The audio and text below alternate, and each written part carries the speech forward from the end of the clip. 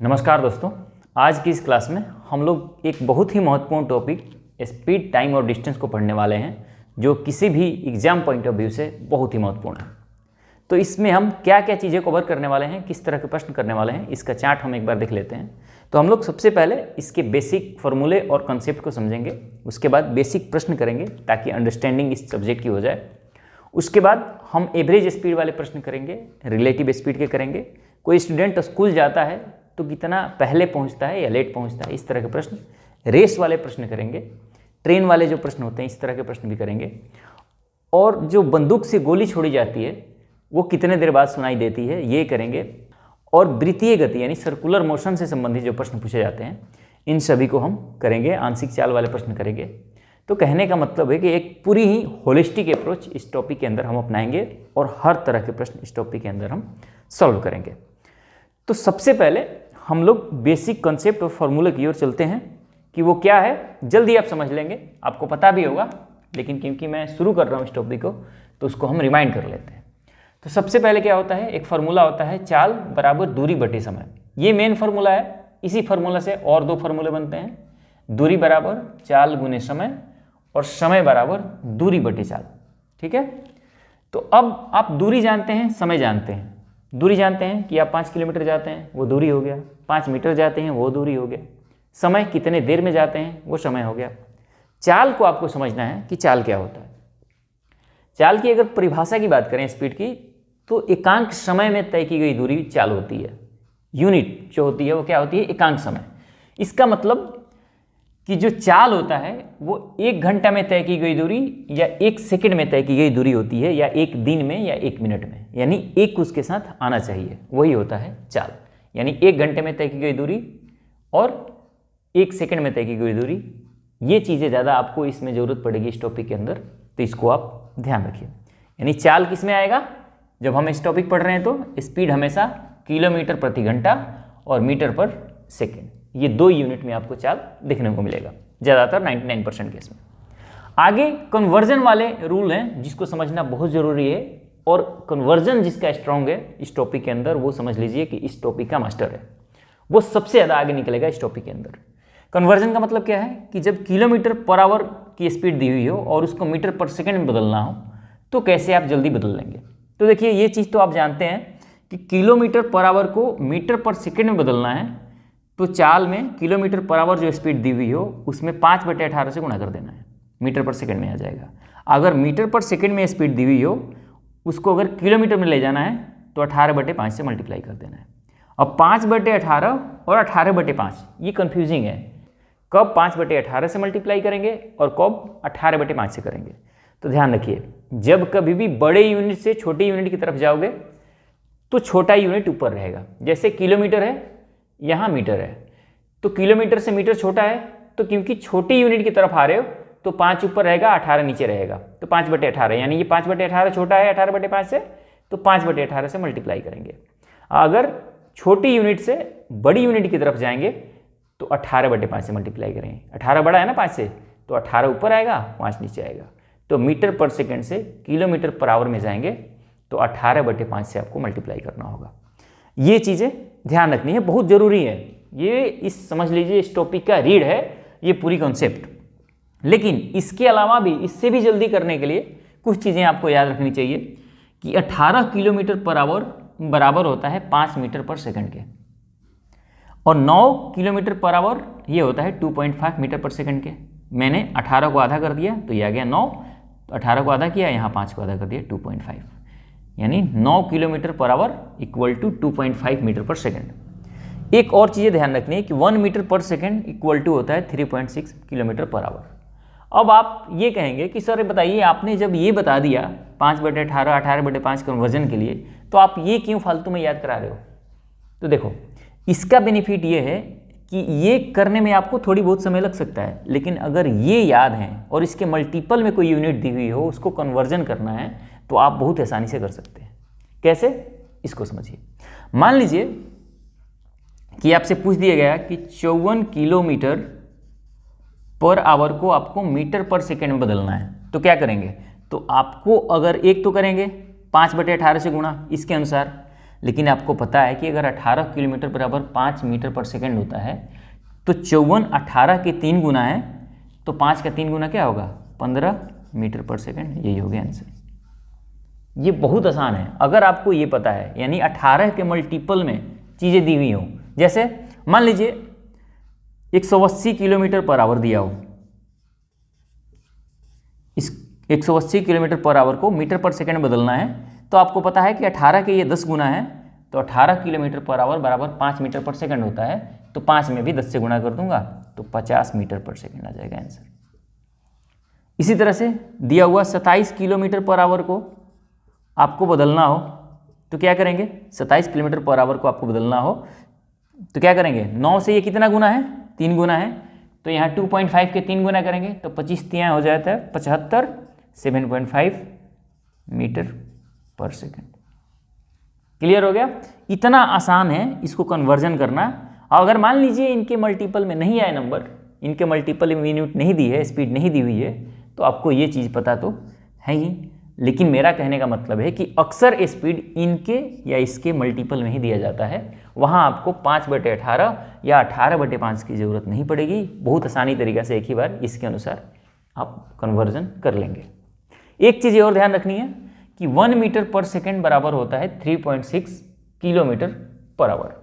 अब मान लीजिए कि अगर ये आपको यूनिट पता है तो कितना आसान हो जाएगा सारा कुछ। इसको देखिए, मान लीजिए आपसे पूछ दिया गया है कि 20 मीटर पर सेकेंड को आपको किलोमीटर पर आवर में बदलना है, तो 1 से ये 20 गुना है। अब 36 के 20 गुना कर देंगे तो 36 गुना क्या होता है 72, और 1 आ जाएगा 0 क्योंकि 20 से करना है। अब पॉइंट डालोगे तो यह 0 खत्म हो जाएगा, यानी 72 किलोमीटर पर आवर, यानी 20 metre per second equal to 72 kilometre per hour. यानी कि ये चीज़ें अगर 3 याद रहती हैं तो आपके लिए कन्वर्जन बहुत ही आसान हो जाता है। तो इस चीज़ को बहुत ही ध्यान रखिएगा कि ये 5/18, 18/5 के अलावा अगर ये 3 पॉइंट आपको याद हों तो यकीन मानिए आप बहुत बच्चों से आगे ऐसे ही निकल जाएंगे, क्योंकि कई बच्चे कन्वर्जन में फंसते हैं और आपको अगर ये चीज़ याद है तो बहुत आसानी से आप कर ले जाएंगे। कुछ चीज़ें जो आपको पता होगी मैं थोड़ी सी रिमाइंड कर देता हूँ कि 1 किलोमीटर इक्वल टू होता है 1000 मीटर, 1 आवर इक्वल टू होता है 60 मिनट या 3600 सेकंड, और 1 मिनट इक्वल टू होता है 60 सेकंड। ये सब आपको पता होगा, छोटी चीज़ें हैं, अगर नहीं पता है तो इसको नोट डाउन कर लीजिए। इतना चीज़ें अगर आपको आ गई, समझ आ गई, तो अब चलिए चलते हैं कुछ बेसिक प्रश्न के ऊपर, उसको करते हैं ताकि इसका बेनिफिट आपको कैसे उसमें होगा ये चीज़ें हम समझ लेते हैं। तो चलिए प्रश्न के ऊपर चलते हैं। दोस्तों प्रश्न है कि एक लड़ाकू विमान 1440 किलोमीटर पर आवर की गति से चलता है तो 1 सेकंड में कितने मीटर की दूरी तय करेगा। 1 सेकंड में कितना मीटर, यानी मीटर पर सेकंड में आपको स्पीड निकालनी है। स्पीड क्या दी हुई है कि इसकी स्पीड है 1440 किलोमीटर पर आवर, यानी 1 घंटे में 1440 किलोमीटर की दूरी तय करता है। तो वो 1 सेकंड में वो लड़ाकू विमान कितने मीटर की दूरी तय करेगा ये आपको बतानी है। यानी स्पीड किस में चाहिए आपको, मीटर पर सेकंड में। तो ये किलोमीटर में दिया हुआ है, इसको मीटर पर सेकंड में बदलने के लिए 2 तरीके हैं। एक तो आपको याद हो मीटर पर सेकंड बदलने के लिए 5/18 से गुणा कर दो, तो ये हो जाएगा 18/144, 80 आ गया, 80 में 5 से करोगे 400 मीटर पर सेकंड। लेकिन मैं कहता हूं कि अगर आपको 5/18 नहीं करना है तो देखिए कैसे आराम से हो जाएगा। आपको ये पता है कि 1440 है, किलोमीटर को आपको बदलना है मीटर पर सेकंड में। आपको एक चीज़ पता है, मैंने बताया कि 18 किलोमीटर पर आवर बराबर होता है 5 मीटर पर सेकंड। तो 18 से ये कितना गुना है, 18 से ये 80 गुना है, तो 5 से ये कितना गुना होगा, 80 गुना कर लो, तो ये हो जाएगा 5 से 80 गुना जब करोगे आ जाएगा 400 मीटर पर सेकंड। मैं कहता हूं कि इस तरह के प्रश्न में आपको पेन उठाने की ज़रूरत नहीं है और 5/18, 18/5 करने की ज़रूरत नहीं है। आपको देख लेना है कि ये 18 के कितने गुना है, तो 18 के ये 80 गुना है, तो 18 किलोमीटर बराबर 5 मीटर पर सेकंड, तो 5 के 80 गुना कर लो, ये आपको आंसर आ जाएगा। क्लियर हो गया। अगले प्रश्न की ओर चलते हैं। दोस्तों अगला प्रश्न है कि एक व्यक्ति 6 किलोमीटर पर आवर की गति से चलकर 20 मिनट में एक पुल को पार करता है, तो उस पुल की लंबाई कितनी है ये आपको बतानी है। इसका मतलब है कि एक व्यक्ति है, उसका स्पीड दिया हुआ है कितना 6 किलोमीटर पर आवर और वो 20 मिनट में एक पुल का पार करता है, यानी टाइम कितना दिया हुआ है 20 मिनट चलता है। ठीक, तो आपको बतानी है कि पुल की लंबाई कितनी है, यानी लेंथ कितनी है पुल की, ये आपको बतानी है। तो ध्यान रखो दोस्तों, 20 मिनट को अगर मैं घंटे में बदल दूं तो क्या हो जाएगा 20 और मिनट को घंटे में बदलने के लिए 60 से भाग, यानी ये आ गया 1/3 घंटा। अब दूरी निकालनी है ना, लेंथ का मतलब क्या है, पुल की दूरी निकालनी है कि पुल कितना लंबा है। तो दूरी बराबर क्या होता है,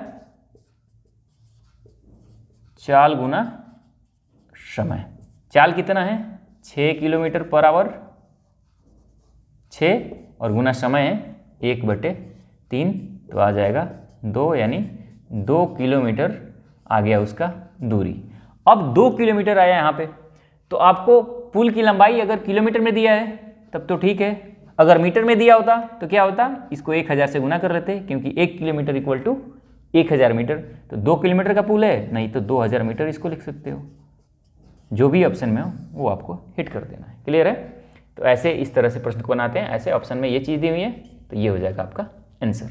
अब मैंने यहाँ घंटे में इसको क्यों बदला, अगर आपको ये ध्यान में आ रहा है कि यहाँ घंटे में बदलने की क्या जरूरत थी, आवर में क्यों बदला मैंने, तो ध्यान रखना कि यहाँ जो स्पीड है वो किलोमीटर पर आवर में है, यानी यहाँ समय किस में है, आवर में है, इसलिए मैंने इसको आवर में बदला। आवर में बदलने के बाद जो हमारा दूरी आ गया वो किलोमीटर में आ गया। क्लियर हो गया? आइए आगे प्रश्न की ओर चलते हैं।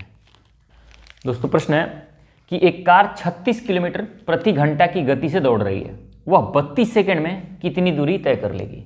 यानी स्पीड क्या दिया हुआ है, जो स्पीड है किसका, कार की, वो दिया है 36 किलोमीटर पर आवर। तो 32 सेकंड में कितनी दूरी तय करेगी, समय दिया हुआ है, स्पीड दिया हुआ है, तो आपको डिस्टेंस निकालना है। तो डिस्टेंस इक्वल टू क्या होता है, स्पीड इंटू टाइम। तो ध्यान रखना दोस्तों, हमें यहाँ समय सेकंड में दिया हुआ, तो मैं इसको क्या करूँगा मीटर पर सेकंड में ले लूँगा। तो मीटर पर सेकंड बदलने के लिए क्या होगा, आपको ये पता है कि 18 किलोमीटर पर आवर बराबर होता है 5 मीटर पर सेकंड। तो 36 किलोमीटर पर आवर बराबर क्या होगा 10 मीटर पर सेकंड।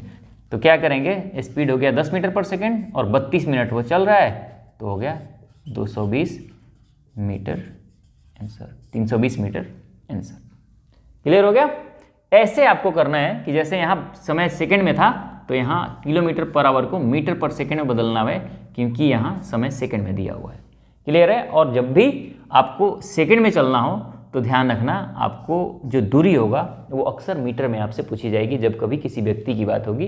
दोस्तों अगला प्रश्न ये है, एक विमान 240 किलोमीटर पर आवर की गति से 5 घंटे में कुछ दूरी तय करता है। एक विमान 240 किलोमीटर पर आवर की गति से 5 घंटे में कुछ दूरी तय करता है। उस दूरी को वो 1 × 2/3 आवर में तय करने के लिए किस गति से उड़ान भरेगा। यानी कि अब प्रश्न ये है कि एक विमान 240 किलोमीटर पर आवर की गति से चल रहा है, 1 घंटे में कितना जा रहा है 240 किलोमीटर, और वो 5 घंटे तक उड़ता है, 5 आवर तक उड़ता है। तो टोटल डिस्टेंस क्या हो जाएगा 120 × 5 यानी 4 गुना समय, ये आ गया 24 × 5 120, 1200 किलोमीटर। यानी 5 घंटे में विमान 1200 किलोमीटर की दूरी तय कर लेगा। अब कहता है कि ये जो डिस्टेंस है इसको अगर वो 1 × 2/3 आवर यानी कितने टाइम में पूरा करना चाहता है, 1 × 2/3 आवर का मतलब क्या है 5/3 घंटे में पूरा करना चाहता है। तो बताइए उसका स्पीड क्या होगा। तो स्पीड बराबर क्या होता है डिस्टेंस अपॉन टाइम। कितना डिस्टेंस चलना है 1200 किलोमीटर। स्पीड किस स्पीड से चलना है 5/, कितने समय में चलना है 5/3 समय में। तो ये हो जाएगा 1200, 3 ऊपर चला जाएगा, 5 नीचे आ गया, 5 से करोगे आ गया 24, 0 ये आ गया 24 थी 72, 720 किलोमीटर पर आवर की गति से चलेगा, तब वो जाके इतने घंटे में इस 1200 किलोमीटर की दूरी को तय कर लेगा। तो मैं ऐसा करता हूँ कि ये बेसिक चीज़ें आप समझ गए होंगे। ये बेसिक अंडरस्टैंडिंग आने वाली क्लास में आपकी बहुत मदद करने वाला है, इसलिए इसको नोट कर लीजिए और इसको ध्यान रखिए, इसको प्रैक्टिस कीजिए। देखने के लिए आपका बहुत धन्यवाद। मिलते हैं अगले वीडियो में, तब तक के लिए नमस्कार, जय हिंद।